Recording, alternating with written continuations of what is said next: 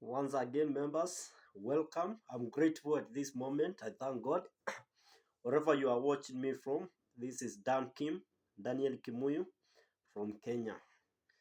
Today, I want just to point of encouragement on the subject that I have come to realize everyone is a necessity to everyone, and even it should be taught in our schools, and it is a core subject in the livelihood from the time you get awareness of who you are to the time you die. And this is the topic of mindfulness. Mindfulness is being aware of yourself at the moment and able to control your mind in regardless of the environment, all of the situation, all of whatever is happening around you. It is being still in the moment of crisis, in the moment of storm. It is controlling to decide whether you are thinking positive or negative. In the first place, negative thoughts are not to be entertained. They are to be deleted. If you don't control your mind, I say your mind will control you. You will find someone crying, it is because of the mind. It all started in the mind. The mind was triggered, and then the mind triggered emotions.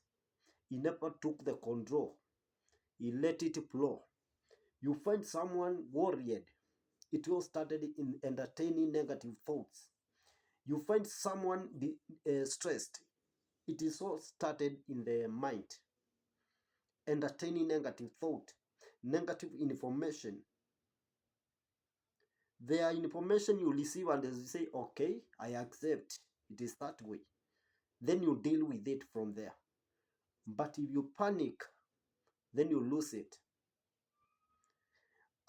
Mindfulness is biblical, it is scientific, and there's what we call Stoic, which a culture that started in India, Buddhist.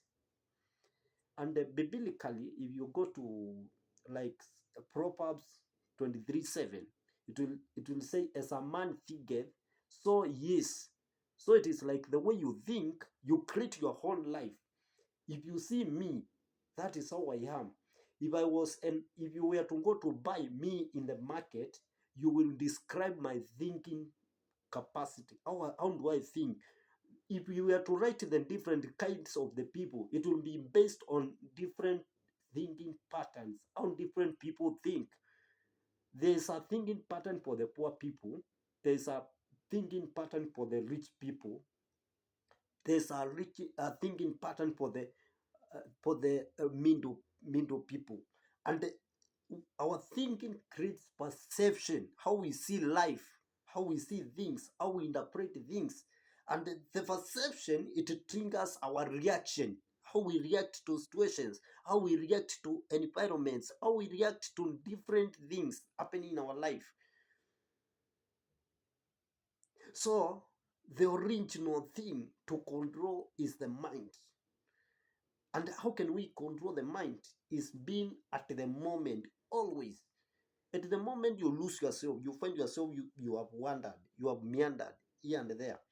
I don't ignore there is power of imagination, but imagination should be driven from the point of positivity.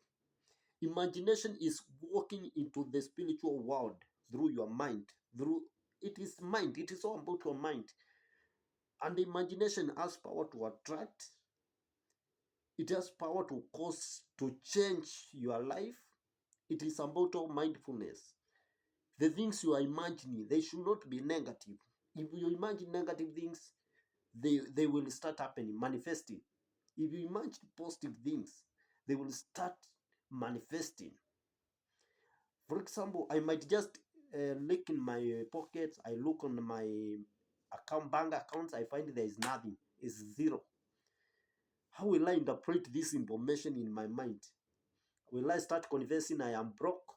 Will I start confessing I am poor? How will I interpret that? I have to accept that is the reality. Now I have to tune my mind into positivity, that I can get this money. Before the end of the day, I can have 100,000. I can have this amount of money. It is a world of possibilities. And biblically, there's a word in Bible which says of the things we should think about. It says whatsoever things are clean, whatever things are not evil, whatever things which bring it, it is all about, it directs us on positivity. And when you go to Romans 12:2, it will tell you, do not be conformed to this world, but be transformed by renewal of your mind, which means your life can be renewed by how you are thinking.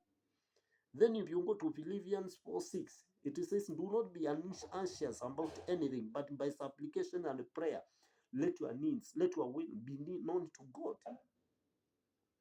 This means your mind is like the connecting point of you and the external, of you and the God. You drive your life by your mind. You connect to the external world by your mind. When Jesus was telling us to pray, he told us, go into your inner house, into your inner room, because he wanted somewhere, an environment conducive for the mindfulness. When Jesus wanted to pray, in most cases, he went to mountains. He even isolated himself to create an environment of self-connection. This is where we miss it. You find we are in church every Sunday. We like that kind of mob approach to God, but we don't have personal approach, personal connection, which is very important. And then the Bible says you pray always. How can you keep on praying? How can you walk on the road praying? Because it says pray without ceasing. You should not stop praying. This is the power of the mind. Whenever you are walking, your mind is connected and it is generating power. Let me tell you, your mind, this world, there's no vacuum in the world. We are interconnected by molecules, by atoms. Your mind is vibrating, and your environment vibrates at the at the rate at which your mental cells are vibrating. It's good to and whenever there is vibration, there is generation of power, and the power is the ability to do things. So these things are happening. The things you are seeing happening in your life. People say you are lucky. You are. It is not. It is that kind of perception. You have created a positivity, a positive mind. This person who will always be smiling, and then there's the power within you. The power within you is called mind control. That is why if you go to Bible, you go to like Colossians 3:2, it will say to set your mind on the things that are above. So you can set your mind on things which are which are low, but it is telling you to set your mind on the things which are above. That is your ability. Then you go to Proverbs 4:23. It is protect your heart, because from it there comes streams of life. You see, those are your responsibilities. It is not God's responsibility. Setting of your mind, protecting your heart, uh, not being anxious. Those are things. It is about you, the internal control. You have the internal control. Create an environment and that is conducive to the miracles of God, to the manifestation of God's power. Unless you create that environment, either it is within your life, in your family, it will be chaotic. Because God says in Isaiah 26:3, you keep in perfect peace, whose mind is stayed on you. So there's you have to ensure your mind is stayed on God. And what is God? God is about positive power. By the way, that is the simplest definition of God. Positive power that is out here. And the devil, what is evil? What is devil? Negative power. It is your choice which power are you going to connect to. And it is so about the vibration of your mind. The Bible will tell you, let those who are weak say they are strong. Let the poor say they are let the weak say they are strong. Let the poor say they are rich. Let those who are sick say they are healed. You are sick, but you cannot confess you are sick. You say you are healed. You are poor, but you say you are rich. You are forcing, like you are forcing a situation because you want it to change. It is just with your mind. Mindfulness is very powerful. You can control. And when Jesus was leaving this world in John 14, he said, "Peace I leave you with." Then he said, if you go to John 14:27, "Peace I leave you with." That is what Jesus left us. But he gave us an end. How can peace be stolen from us? He said, "But do not let your hearts be troubled." Do not let you yourself, do not let your heart be troubled. And how can your heart be troubled if you lose control of the mind? Person will insult you, you get frustrated. Somebody will speak ill about you, you get frustrated. You are not controlling your mind. Then, when we get power to be still, if you go to Psalms 46:10, it says, "Be still and know that I am your God." Know that things are happening. There is someone like you see a child who is angry. You are telling, the mother is telling no, I am your mother. I am in the kitchen. You are angry, yes, but no, be still.